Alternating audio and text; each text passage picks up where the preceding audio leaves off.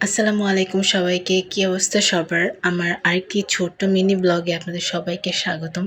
আজকের আকাশটা খুবই সুন্দর ছিল, তো আমি একটু শ্যুট করে নিলাম। তো আমার অনেক চিতই পিঠা খেতে ইচ্ছে করছিল। বাসায় শুকনো চালের গুঁড়া ছিল কিন্তু আটা ছিল না। তো আমি শুকনো চালের গুঁড়াটা লবণ দিয়ে গুলে নিয়েছি। এদিকে আমি ভর্তা করে নিচ্ছি। আজকে ২ রকমের ভর্তা করব। একটা হচ্ছে বিলেতি ধনিয়া পাতার ভর্তা, আরেকটা হচ্ছে শুটকি ভর্তা। তো আমি সবকিছু একটু ভেজে নিচ্ছি। যদিও আমি চিতই পিঠা একদমই বানাতে পারি না, তারপরেও চেষ্টা করব আজকে। তো এখন আমি ভর্তাগুলো পাটায় বেটে নিচ্ছি। আমি যতবারই চিতই পিঠা বানাতে গেছি আমি কখনোই সাকসেস হইনি। জানি না কোন টিপসটা ফলো করলে চিতই পিঠাগুলো একদম পারফেক্ট হবে।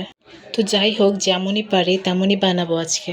খেতে ইচ্ছে হয়েছে বলে কথা, বানাতে তো হবেই। তো এই তো আমার ভর্তা বানানো শেষ। আর এখন চলে যাচ্ছি আনাড়ি হাতে চিতই পিঠা বানাতে। আমার চিতই পিঠাগুলো কেন জানি না ফুলতে চায় না, জানি না কেন। মাটির ভারী কোনো ঢাকনা দিলে হয়তো বা ফুলতো, কিন্তু আমার কাছে মাটির কোনো ঢাকনা নেই বা ভারী কোনো ঢাকনা নেই। তো যাই হোক, আমার আর সহ্য হচ্ছিল না, গরম গরম প্রথম পিঠাটাই আমি খেয়ে নিলাম। যেমনই হয়েছে আলহামদুলিল্লাহ।